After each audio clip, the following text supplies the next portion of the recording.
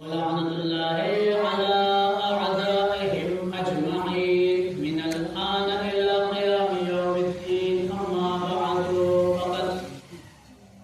فقال جبرائيل يا ربي ومن تحت اللسان؟ فقال عز وجل هم أهل بيت النبوة ومعدن الرسالة، هم فاطمة وأبوها وبعلها وبنوها.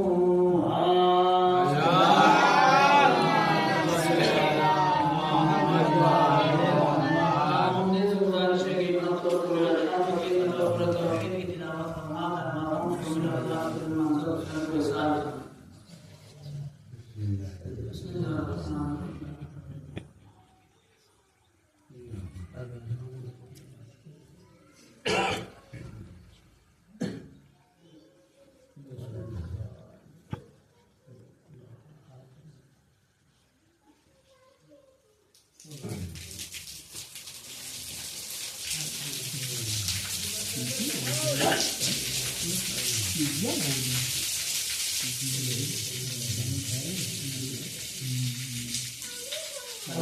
الرحمن الرحيم.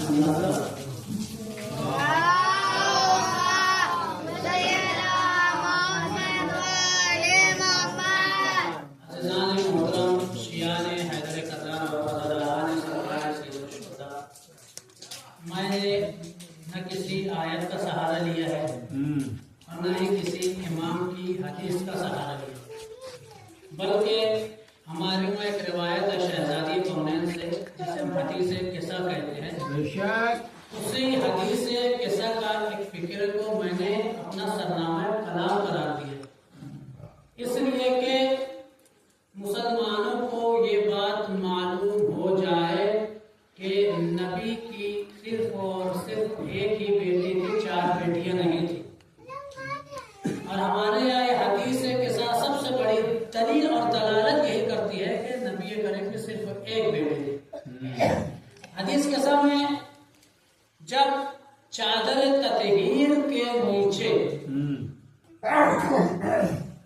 ہمارے آخری نبی آ گئے، آخری نبی کے 2 نواسے آ گئے، آخری نبی کے داماد آ گئے اور آخری نبی کی ایک بیٹی آ گئی، تو جبرائیل امین نے سوال کیا پروردگار سے، فقال جبرائیل یا رب ومن تحت الکساء، جبرائیل نے کہا یا رب اے پروردگار عالم ومن تحت الکساء، کہ یہ چادر تطہیر کے نیچے کون ہے؟ اب مجھے انصاف سے بتائیے کہ جب چادر تطہیر کے نیچے نبی آ گئے، حسن حسین آ گئے، علی آ گئے، شہزادی کونین آ گئے، کیا جبرائیل کو معلوم نہیں تھا کون ہے کیا جبرائیل امین کو یہ بات کی خبر نہیں تھی کہ چادر تطہیر کے نیچے کون ہے؟ اور اگر معلوم تھا تو سوال کیوں کیا جبرائیل نے کہ وہ چادر تطہیر کے نیچے کون ہے؟ تو پروردگار عالم نے بھی کتنا خوبصورت جواب دیا۔ پروردگار نے جواب دیا فقال اللہ عز وجل ہم اہل بیت النبوہ ومعدن الرسالہ۔ اب سنیے گا پروردگار نے کہا ہم فاطمہ، کہ وہ جو چادر تطہیر کے نیچے ان میں فاطمہ ہے، وہ ابوہا اور فاطمہ کے والد ہیں، وہ بعلہا اور فاطمہ کے شوہر ہیں، وہ بنوہا اور فاطمہ کے 2 بیٹے حسن اور حسین۔ میں کہوں گا یہ پروردگار عالم، یہ جبرائیل امین نے سوال کیوں کیا؟ کیا وجہ تھی کہ جبرائیل نے سوال کیا کہ چادر تطہیر کے نیچے کون ہے؟ تو پروردگار کہنے جبرائیل سے خود پوچھو کہ سوال کیوں کیا۔ میں کہوں گا جبرائیل امین آخر جب معلوم تھا چادر تطہیر کے نیچے کون ہے تو سوال کرنے کا مقصد کیا ہے؟ تو جبرائیل نے کہا تاکہ دنیا والوں کو یہ بات معلوم ہو جائے کہ نبی کی صرف ایک بیٹی تھی، 4 بیٹیاں نہیں تھی، نبی کی صرف ایک بیٹیاں تھی۔ اب یہاں پر ایک سوال اور اٹھتا ہے کہ جب بھی ہم کسی کا تعارف کراتے ہیں تو گھر کے کسی بڑے آدمی سے تعارف کرایا جاتا ہے، گھر کے کسی بھی بڑے آدمی سے تعارف کرایا جاتا ہے۔ بھائی چادر تطہیر کے نیچے جب سید الانبیاء موجود تھے تو تعارف انہی سے کرانا چاہیے تھا، کہ وہ چادر تطہیر کے نیچے محمد مصطفیٰ ہیں، محمد کے داماد ہیں، محمد کے 2 نواسے ہیں، محمد کی بیٹی ہیں، تو گھر کے بڑے آدمی سے تعارف کرایا جاتا ہے۔ یہاں پر فاطمہ سے تعارف کرانے کا کیا مقصد ہے بھائی؟ کسی بھی اگر آپ گھر کا تعارف کرائیں تو گھر کا جو بڑا آدمی اس سے تعارف کرایا جاتا ہے، یہ فلاں صاحب ہے، یہ ان کے بیٹے ہیں، یہ ان کے نواسے ہیں، یہ ان کی بیٹی ہے۔ تو جب چادر تطہیر کے نیچے محمد تھے تو تعارف کرایا گیا فاطمہ سے، کیوں کیا وجہ ہے بھائی؟ جبرائیل پروردگار ایسا بھی تو جواب دے سکتا تھا، چادر تطہیر کے نیچے محمد ہے، محمد کا داماد ہے، محمد کے 2 نواسے ہیں، محمد کی بیٹیاں ہیں۔ تو اب دنیا والوں جواب سن لو، اگر پروردگار عالم یہ کہہ دیتا کہ اس چادر کے نیچے محمد ہے اور محمد کے داماد ہے تو دنیا نہ جانے کہاں سے اور داماد لے آتی ہے،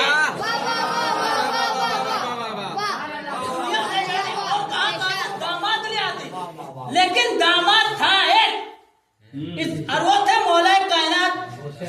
پھر بھی یہاں پر سوال، یہاں پر گاڑی آ کے اٹکتی ہے کہ گھر کے بڑے محمد سے تعارف کرایا گیا فاطمہ سے، کیوں؟ پروردگار اگر تعارف کرانا تھا تو محمد سے کراتے، اس لیے کہ محمد مصطفیٰ سردار ہے تمام نبیوں کے، سید الانبیاء۔ تو پروردگار عالم بھی جواب دے گا، یہ چادر تطہیر کے نیچے صرف محمد سردار نہیں ہے بلکہ جتنے ہیں سب ہی سردار ہیں بھائی۔ چادر تطہیر کے نیچے صرف محمد سردار نہیں ہے، محمد ہے سید الانبیاء، تمام نبیوں کا سردار۔ فاطمہ ہے سیدۃ نساء العالمین، تمام دنیا کی تمام عورتوں کی سردار۔ حسن و حسین جنت کے جوانوں کے سردار، اور علی مرتضی سید الاوصیاء یعنی تمام وصیوں کے سردار۔ جہاں سارے سردار موجود ہو وہاں کسی ایک سردار سے تعارف کرایا جاتا ہے۔ اور اس کے بعد اللہ تعالیٰ یہ کہہ رہا ہے کہ اگر یہاں بات نبوت کی ہوتی تو میں تعارف کراتا محمد مصطفیٰ سے، اگر یہاں بات جنت کی ہوتی تو میں تعارف کراتا سردار جوانوں کے جنت سے تعارف کراتا، اور اگر یہاں بات ہوتی خلافت کی تو میں علی مرتضی سے تعارف کراتا۔ لیکن یہاں بات طہارت کی ہے، یہاں بات طہارت کی ہے، اسی لیے میں نے تعارف کرایا ہم فاطمہ تو وہ ابوہا و بالہا و بنوہا۔ معلوم ہوا کہ فاطمہ طہارت کی مرکز ہے، فاطمہ مرکز ہے، اسی لیے ان کی ساری اولادیں پاک ہے۔ فاطمہ مرکز ہے طہارت کا، اور یہاں پر بات نبوت کی ہو رہی تھی۔ اور یہی بات جب رسول سے پوچھی گئی کہ چادر تطہیر میں آپ کی بیٹی تھی تو رسول نے کہا ہاں بے شک میری ایک بیٹی فاطمہ تھی۔ رسول نے یہی کہا ایک بیٹی فاطمہ تھی۔ اب دنیا والوں مجھے یہ جواب دو کہ اگر رسول کی 3 بیٹیاں اور تھی تو چادر تطہیر میں کیوں نہیں موجود تھی؟ چادر تطہیر میں کہاں تھی وہ؟ اور اگر آپ اس کا جواب نہیں دے سکتے تو میں قرآن مجید کی ایک اور آیت پڑھتا ہوا چلوں۔ قرآن مجید سورہ آل عمران آیت نمبر 64 جس میں پروردگار نے ارشاد فرما رہا ہے کہ فمن حاجاک فیہ من بعد ما جاءک من العلم فقل تعالوا ندعو ابناءنا وابناءکم ونساءنا ونساءکم وانفسنا وانفسکم ثم نبتہل فنجعل لعنۃ اللہ علی القاذبین۔ یہ آیت مباہلہ ہے، مجھے مباہلہ سے کوئی لینا دینا نہیں، نہ مباہلہ پڑھنا ہے، آیہ مباہلہ کے نام سے مشہور ہے، اس لیے کہ جب عیسائی لوگ اس بات پہ اڑے رہے کہ عیسیٰ جو ہے خدا کے بیٹے ہیں تو آخری نبی نے بہت سمجھایا، تو آخری نبی نے یہ فیصلہ طے کیا کہ مباہلہ ہو جائے۔ تو یہ آیت نازل ہوئی کہ اے رسول تمہارے پاس علم آ جانے کے بعد بھی اگر یہ سوال کریں تو ان سے کہہ دو فقل تعالوا ندعو ابناءنا وابناءکم کہ تم اپنے بیٹوں کو لاؤ ہم اپنے بیٹوں کو لائیں، ونساءنا ونساءکم تم اپنی عورتوں کو لاؤ ہم اپنی عورتوں کو لائیں، وانفسنا وانفسکم تم اپنے بچوں کیا نفسوں کو لاؤ ہم اپنے نفسوں کو لائیں، ثم اس کے بعد فنبتہل ہم ایک دوسرے پر لعنت کریں گے، فنجعل لعنۃ اللہ علی القاذبین، بس ہم دونوں گروپ میں جو جھوٹا ہے اس پر اللہ کی لعنت بھی اور وہ ہلاک بھی ہو۔ یہی آیت ہے نا۔ اب مجھے انصاف سے بتائیے نساء کا لفظ استعمال استعمال ہوا ہے. وَنِسَاءَنَا وَنِسَاءَكُمْ, تم اپنی عورتوں کو لاؤ, ہم اپنی عورتوں کو لائیں. بھائی عورتیں جو ہے جمع کا لفظ ہے. ہم ایک عورت کے لیے صرف عورت کہتے ہیں, عورت, لیکن اگر ہم کہیں عورتیں تو یہاں جمع ہے. تو نبی صلی اللہ علیہ وسلم عورتوں کی جگہ کسے لے گئے؟ کسے لے گئے؟ جب مباہلہ کا دن آیا تو نبی بیٹوں کی جگہ اپنے نوازوں کو لیا. بھئی یہ دنیا کی نظر میں نوازے ہیں, قرآن کی نظر میں رسول کے بیٹے حسن حسین. بے شک عورتوں کی جگہ فاطمہ کو لیا. اے نبی آپ نے عورتوں کی بات کی تھی, یہاں آپ ایک بیٹی ہی کو کیوں لے جا رہے ہیں؟ آپ کی تو اور 3 بیٹیاں ہیں, اسے بھی لے آتے تو نبی جواب دیں گے ہوتی تو لاتا. شوہر یہ عزت فاطمہ کی ہے, امامت فاطمہ کی ہے, رسالت فاطمہ کی ہے. خواتین مسلمان پردہ داری رکھو قائم, اسے عزت, اسے پردہ نہ تم سمجھو, یہ عزت فاطمہ کی ہے. نعرہ حیدر حجتنی سلوات محمد وآل محمد. نبی نے کیا کہا؟ اے نبی آپ نے عورتوں کی بات کی ہے, یہاں سے وہ ایک عورت کو لے جا رہا ہے, وہ بھی اپنی بیٹی, ایک بیٹی کو. آپ کی اور 3 بیٹیاں تھیں, اسے بھی تو لے جاؤ. تو نبی نے کیا جواب دیا؟ ہوتی تو لاتا, ہوتی تو لاتا. اب جب مباہلے کے لیے نکلے ہیں تو ایسا نہیں ہے کہ نبی اپنے اہل بیت ہی کو لے کر گئے. راستے میں خلیفہ اول, خلیفہ ثانی کی بھی ملاقات ہوئی ہے. انہوں نے کہا یا رسول اللہ آپ مباہلے کے لیے جا رہے ہیں تو ہم بھی چلتے ہیں. تو رسول نے جواب دیا, سنیے گا رسول نے کیا جواب دیا. مجھے کوئی اعتراض نہیں ہے, چلنا ہے تو ساتھ چلو, لیکن یاد رکھنا بچ کر وہی آئے گا جو زندگی میں کبھی جھوٹ نہیں بولا ہوگا. محمد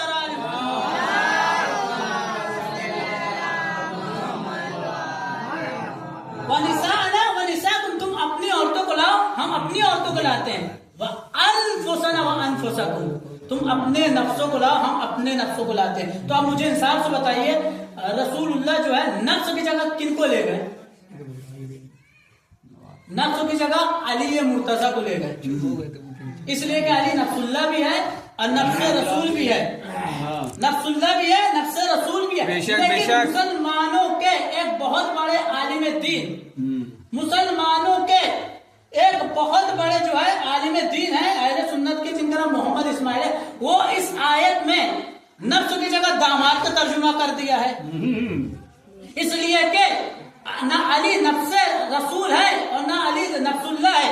علی کی فضیلت گھٹ جائے اس لیے انہوں نے کیا ترجمہ کیا؟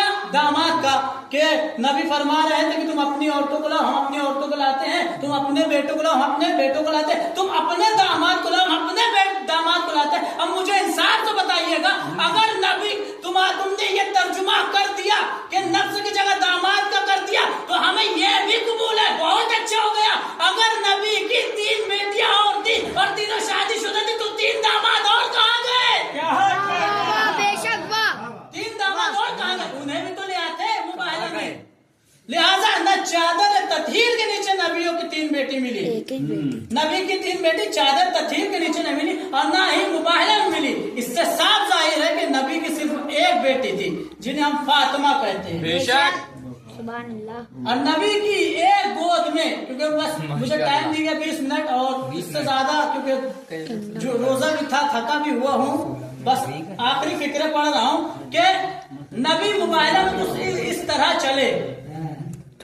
فاطمہ ذرا یاد رکھے گا طہارت کا مرکز ہے. بے شک اسی لیے ان کی 12 جو اولادیں 11 اولادیں ہیں وہ سب باطہارت ہے.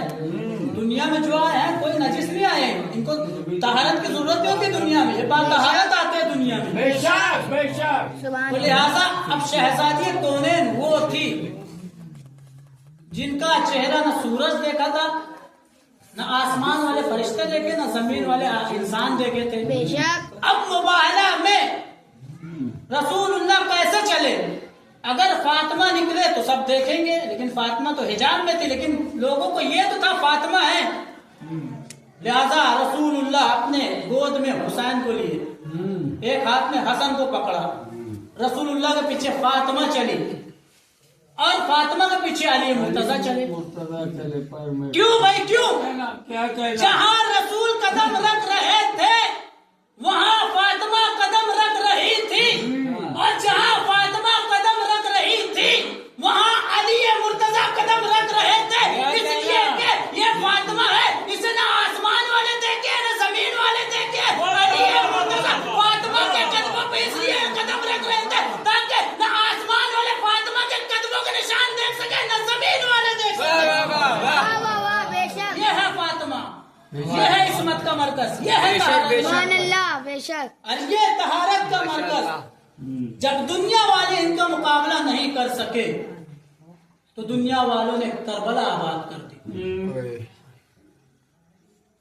इसलिए कि रसूल की सारी जिंदगी आप उठा के पढ़िए, रसूल ने सिर्फ पूरी जिंदगी में कसीदा अहले बैत पढ़े, कभी अली के लिए हदीस कही है, कभी फातिमा के लिए हदीस कही है, कभी हसन हुसैन के लिए कही है। और लोगों ने कोशिश तो की है कि हमारे लिए रसूल ने कोई हदीस का, लेकिन रसूल ने किसी के बारे में कोई हदीस नहीं कही, सिर्फ अहले बैत के लिए कही, इसलिए कि तहारत का मरकज फातिमा थी। और जब रसूलुल्लाह की आंख बंद हो गई, शहजादी कौन दुनिया से चली गई, अली मुर्तजा की शहादत हो गई सन 40 हिजरी में, यही रमजान का दिन था, 21 रमजान। उसके बाद 20 बरस के बाद एक यजीद नामी उठा कि मैं अहले बैत को जड़ से मिटा दूंगा, और करबला आबाद की। और करबला में जब इमाम हुसैन अलैहिस्सलाम आ गए 2 मुहर्रम को, तो 7 मुहर्रम तक तो पानी था खैमों में, मशकीज़े में, लेकिन 7 मुहर्रम की जब सुबह नमोदार हुई तो मशकीज़े में भी पानी खत्म हो चुका, और धूप इतनी सख्त थी कि मशकीज़े भी सूख गए। बच्चे चाहते थे कि शायद मशकीज़े से एक कतरा आब निकले, लेकिन मशकीज़ा इस कदर सूख गया था कि 10 मुहर्रम को बच्चों को मरसिया पढ़ना पड़ा अल अतश की, और हर बच्चे यही कह रहा था अल अतश अल अतश। और जब हुसैन के तमाम आवान व अंसार शहीद हो गए तो आ गए अब्बास दिलावर बारगाह में, अय आका हुसैन, अय आका हुसैन, मुझे भी मरने की इजाजत। तो हुसैन ने क्या कहा, अब्बास तुम तो मेरे लश्कर के अलमदार हो, मैं तुम्हें भला कैसे इजाजत दे सकता हूँ, तुम मेरे लश्कर के अलमदार हो। एक मरतबा अब्बास ने कभी दाएं देखा कभी बाएं देखा, हुसैन ने पूछा भाई आप क्या देख रहे हो? कहा आका हुसैन जब मेरा लश्कर ही ना रहा तो मैं लश्कर का अलमदार कैसे रहा, जब मेरा लश्कर ही नहीं रहा तो मैं लश्कर का अलमदार कैसे रहा। एक मरतबा अब्बास ने इजाजत तो मांगी, लेकिन हुसैन ने कहा मैं इजाजत जरूर दूंगा मेरे भाई, लेकिन जरा कायमों में बच्चों की आवाज तो सुनो। अरे सकीना अला तश की सदाएं बुलंद कर रही थी। एक मरतबा हुसैन ने कहा अरे भाई अब्बास, पहले इन बच्चों के लिए पानी का सबील कर दो, पानी का इंतजाम कर दो, उसके बाद रज़ाइलाई में चले जाना। अब्बास दरे ख़ैमा पर आए, आवाज दी मेरी प्यारी सकीना, लाओ अपनी मशकीज़ा ले आओ। अब जैसे ही सकीना ने अब्बास को मशकीज़ा दिया, सकीना छोटे छोटे बच्चों को जमा करने लगी। बच्चों अब हमारी प्यास बुझ जाएगी, इसलिए कि अब कुरान पर मेरा चचा अब्बास जा रहा है। अब जैसे ही अब्बास गए हैं तो सकीना बच्चों को जमा कर लिया, लेकिन अब्बास ने एक आवाज दी, ए आका हुसैन, अरे अपने भाई अब्बास की खबर लो। हुसैन रन की तरफ दौड़े, जब मुक्तले अब्बास